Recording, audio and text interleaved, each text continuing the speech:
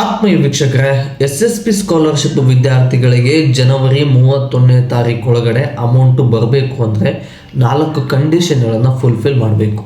ಅದು ಏನು ಕಂಡೀಷನ್ಗಳಿದೆ ಅನ್ನೋದನ್ನು ತಿಳಿಸ್ತೀನಿ. ಅದರ ಜೊತೆಗೆ ಕೆಲವೊಬ್ಬರು ಕಾಲ್ ಮಾಡ್ತಾ ಇದ್ದಾರೆ, SSP ಕಡೆಯಿಂದ ಕಾಲ್ ಬರ್ತಾ ಇದೆ, ಅಲ್ಲಿ ನಿಮ್ಮ ಮಾರ್ಕ್ಸ್ ಕಾರ್ಡ್ ಅಪ್ಡೇಟ್ ಮಾಡಿ ಅಂತ ಕೇಳ್ತಾ ಇದ್ದಾರೆ. ಇಲ್ಲ ನೀವು SSP ಆಫೀಸ್ಗೆ ಬಂದು ಕೌನ್ಸಿಲಿಂಗ್ ಬರಬೇಕು ಅಂತೇಳಿ ಹೇಳ್ತಾ ಇದ್ದಾರೆ. ಇದಕ್ಕೆ ಏನು ಮಾಡಬೇಕು ಅನ್ನೋದನ್ನು ಸಂಪೂರ್ಣವಾಗಿ ತಿಳಿಸ್ಕೊಟ್ಬಿಡ್ತೀನಿ.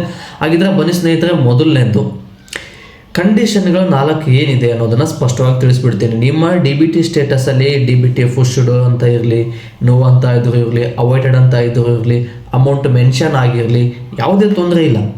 ಬಟ್ 4 ಕಂಡೀಷನ್ನ ಮಾತ್ರ ಅದು ಫುಲ್ಫಿಲ್ ಆಗಬೇಕು. ಏನು 4 ಕಂಡೀಷನ್ ಅಂದರೆ, ನಿಮ್ಮ DBT ಸ್ಟೇಟಸನ್ನು ಚೆಕ್ ಮಾಡಿದಾಗ ಅಲ್ಲಿ DBT ಎಸ್ ಅಂತ ಇರಬೇಕು, ಇಲ್ಲ DBT ಫುಶ್ಡ್ ಅಂತ ಇರಬೇಕು, ಇದು ಒಂದು. ಮತ್ತು ಅವಾಯ್ಡೆಡ್ ಅಂತ ಇರಲಿ, ಏನು ತೊಂದರೆ ಇಲ್ಲ, ಅಮೌಂಟು ಮೆನ್ಷನ್ ಆಗಿರಬೇಕು. ಅಮೌಂಟು ಅಂದರೆ DBT ಸ್ಟೇಟಸ್ಸು ಫುಶ್ಡ್ ಅಂತ ಇರಬೇಕು, ಎಸ್ ಅಂತ ಇರಬೇಕು, ಅಮೌಂಟು ಮೆನ್ಷನ್ ಆಗಿರಬೇಕು.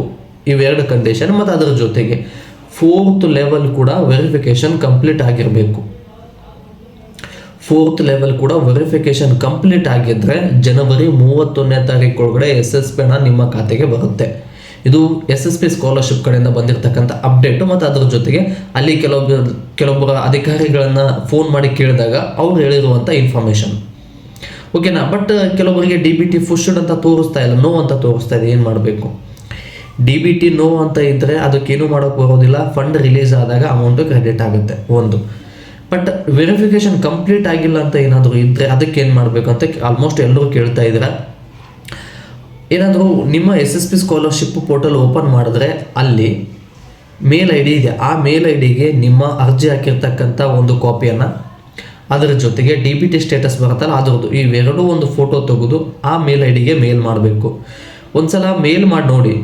ಮೇಲ್ ಮಾಡಿದಾಗ ಅದಕ್ಕೇನಾದರೂ ಮೇಲಲ್ಲಿ ರಿಪ್ಲೈ ಬರಲಿಲ್ಲ ಅಂದರೆ ಆವಾಗ ನಿಮ್ಮ first and second level verification pending ಇದ್ದರೆ ನಿಮಗೆ ಅಲ್ಪಸಂಖ್ಯಾತರ ಇಲಾಖೆ, ಹಿಂದುಳಿದ ವರ್ಗದ ಇಲಾಖೆ ಮತ್ತು ಸಮಾಜ ಕಲ್ಯಾಣ ಇಲಾಖೆಯ ಆಫೀಸ್ಗಳು ಇರುತ್ತೆ.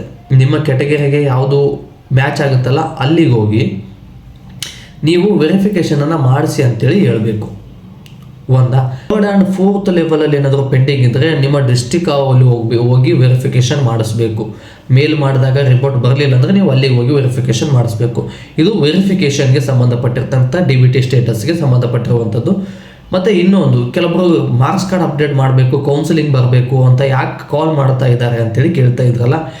ನಿಮ್ಮದು ಮಾರ್ಕ್ಸ್ ಕಾರ್ಡ್ ಅಪ್ಡೇಟ್ ಆಗಿಲ್ಲ, ಮತ್ತು ಅದರ ಜೊತೆಗೆ ನೀವೇನಾದರೂ SSP ಸ್ಕಾಲರ್ಶಿಪ್ ಅಪ್ಲೈ ಮಾಡಬೇಕಾದ್ರೆ ಒರಿಜಿನಲ್ ಮಾರ್ಕ್ಸ್ ಕಾರ್ಡ್ನ ಸ್ಕ್ಯಾನ್ ಮಾಡಿ ಅಪ್ಲೋಡ್ ಮಾಡಬೇಕಾಗಿರುತ್ತೆ.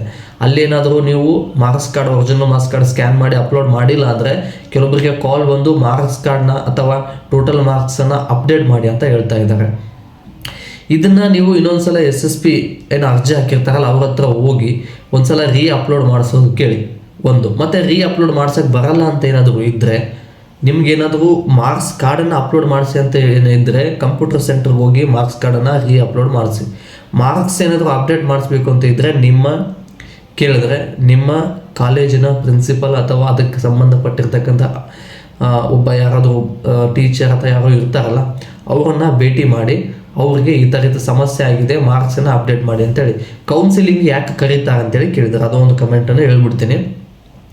ಕೆಲವೊಂದಿಷ್ಟು SSPಗೆ ಸ್ಕಾಲರ್ಶಿಪ್ಗೆ ಅಪ್ಲೈ ಮಾಡಬೇಕು ಅಂದರೆ ನಿಮ್ಮ ಕುಟುಂಬದ ವಾರ್ಷಿಕ ಆದಾಯ ಅಥವಾ ನಿಮ್ಮದು ಕಾಸ್ಟ್ ಇನ್ಕಮಲ್ಲಿ ಆ್ಯನ್ಯುವಲ್ ಇನ್ಕಮ್ ಇರುತ್ತೆ, ಅದು 25,000ಕ್ಕಿಂತ ಕಡಿಮೆ ಇರಬೇಕು.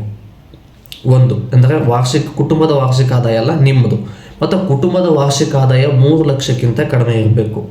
ಇದಕ್ಕಿಂತ ಕಡಿಮೆ ಇದ್ದಾಗ, ಇದಕ್ಕಿಂತ ಮೇಲಿದ್ದವ್ರು ಅಪ್ಲೈ ಮಾಡಿದ್ರೆ ಕೌನ್ಸಿಲಿಂಗ್ ಹೋಗಬೇಕಾಗತ್ತೆ. ಮತ್ತು ನೀವು ಮಾಡಿರ್ತಕ್ಕಂಥ ಎಜುಕೇಷನಲ್ಲಿ 60%ಗಿಂತ ಜಾಸ್ತಿ ಅಂಕವನ್ನು ಪಡ್ಕೊಂಡಿರಬೇಕು. ಅದಕ್ಕಿಂತ ಕಡಿಮೆ ಇದ್ದಾಗ ಕೌನ್ಸಿಲಿಂಗ್ ಹೋಗಬೇಕಾಗತ್ತೆ.